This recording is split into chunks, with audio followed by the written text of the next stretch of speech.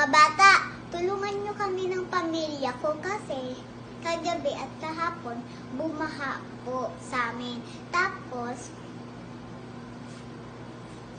wala pong internet kagabi kasi pinatay yung kuryente.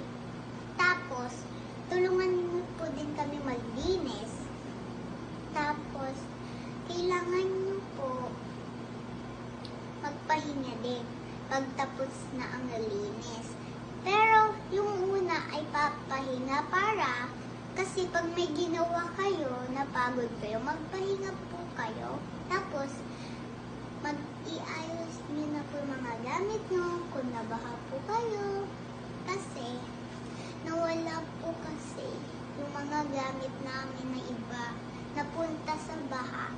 Tapos, tsaka, kailangan nyo po gamitin si God, hindi si Satan.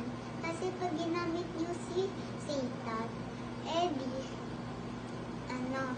madedid kayo. Pero, pag ginamit nyo si God, mabubuhay kayo. Kailangan po gamitin ang puso, hindi piso. Kasi pag puso ang ginamit nyo, mabubuhay kayo. Pero pag piso, wala kayong heart sa dibdib. Tapos, madedid kayo. Kaya, bawal kayong mayaman. Kailangan yung sakto na pera lang. Yung parang 20. Tapos, bawal po ang 1,000. Pwede lang isang 1,000. Hindi sobrang rami.